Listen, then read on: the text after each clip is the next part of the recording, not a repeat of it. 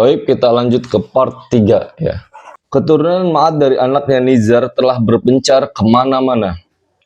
Menurut salah satu pendapat, Nizar adalah satu-satunya anak Ma'ad. Sementara itu, Nizar sendiri mempunyai 4 anak, yang kemudian berkembang menjadi 4 kabilah yang besar, yaitu Iyad, Anmar, Robi'ah, dan Mudor. 2 kabilah terakhir inilah yang paling banyak marga dan sukunya. Dari Robi'ah ada Asad bin Robi'ah, Anzah, Abdul Qais, 2 anak Wa'il, Bakar, dan Taglib, Hanifah, dan lain-lainnya. Kabilah Mudor berkembang menjadi 2 suku yang besar, yaitu Qais Ailan bin Mudor dan marga-marga Ilyas bin Mudor. Dari Qais Ailan lahirlah Bani Sulaim, Bani Hawazin, Bani Gotafan. Dari Gotafan lahir Abs, Zibian, Ashja, dan Ghani bin A'sar. Dari Ilyas bin Mudor ada Tamim bin Murrah, Huzail bin Mudrikah, Bani Asad bin Khuzaimah, dan marga-marga Kinanah bin Khuzaimah. Dari Kinanah lahirlah Quraisy, yaitu anak keturunan Fir bin Malik bin An-Nadr bin Kinanah. Quraisy terbagi menjadi beberapa kabilah. Yang terkenal adalah Jumuh, Sam, Adi, Makhzum, Taim, Zuhrah, dan suku-suku Qusay bin Kilab, yaitu Abduddar bin Qusay, Asad bin Abdul Uzza bin Qusay, dan Abdul Manaf bin Qusay. Abdul Manaf mempunyai 4 anak, Abdul Syam, Naufal al-Muttalib, dan Hashim. Hashim adalah keluarga yang dipilih Allah bagi Muhammad bin Abdullah bin Abdul Muttalib bin Hashim.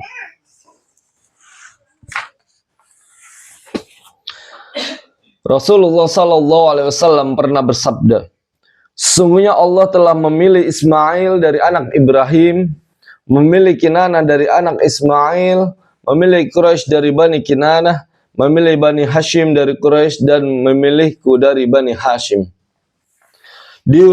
Diriwayatkan dari Abbas bin Abdul Muttalib bahwa ia berkata, Rasulullah SAW bersabda, sesungguhnya Allah menciptakan makhluk, lalu menjadikan diriku sebagai sebaik-baik golongan mereka dan sebaik-baik 2 golongan. Kemudian memilih beberapa kabilah, lalu menjadikan diriku sebagai sebaik-baik kabilah. Kemudian memilih beberapa keluarga, lalu menjadikanku dari sebaik-baik keluarga mereka. Maka aku adalah sebaik-baik diri dan sebaik-baik keluarga di antara mereka. Setelah anak-anak Adnan menjadi banyak, mereka berpencar di berbagai tempat di penjuru Jazirah Arab. Masing-masing mencari tempat yang strategis dan daerah yang subur. Abdul Qais dan anak-anak Bakar bin Wa'il serta anak-anak Tamim pindah ke Bahrain dan menetap di sana. Sedangkan Bani Hanifah bin Sa'ab bin Ali bin Abi Bakar pindah ke Yamamah dan menetap di Hijr, ibu kota Yamamah. Semua keluarga Bakar bin Wa'il menetap di berbagai penjuru Yamamah, membentang hingga ke Bahrain. Taglib menetap di Jazirah Yufrat, dan sebagian anak keturunannya bergabung dengan Bakar. Bani Tamim menetap di Basrah. Bani Sulaim menetap di dekat Madinah. Dari lembah-lembah di pinggiran Madinah hingga Khaybar di bagian timur Madinah dan penghujung Hurrah. Saqif menetap di Taif, Hawazin di timur Mekah, di pinggiran Autas, antara Mekah dan Basrah. Bani Asad menetap di timur Taimah dan barat Kufah. Di antara mereka dan Taimah ada perkampungan Buktur dan To'ai. Jarak dari tempat mereka ke Kufah bisa ditempuh selama perjalanan 5 hari. Zibian menetap di dekat Taimah hingga ke Hawazin. Di Tihamah ada beberapa suku Kinanah, sedangkan di Mekah ada suku-suku Quraisy. Mereka berpencar-pencar dan tidak ada sesuatu yang bisa menyatukan mereka, hingga muncul Qusay bin Kilab. Dialah yang telah menyatukan mereka dan membentuk satu sama lain yang bisa mengangkat kedudukan mereka. Kekuasaan dan emirat di kalangan bangsa Arab.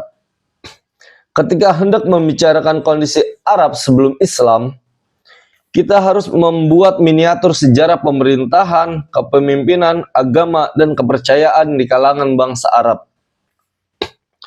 Tujuannya agar kita lebih mudah memahami kondisi yang terjadi saat kemunculan Islam.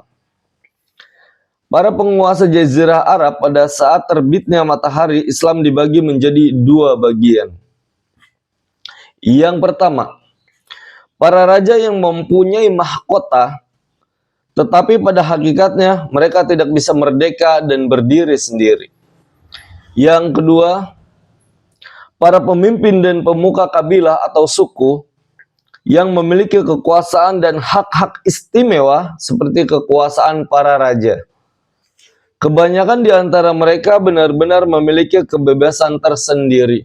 Bahkan, kemungkinan sebagian di antara mereka mempunyai subordinasi layaknya seorang raja yang dinobatkan.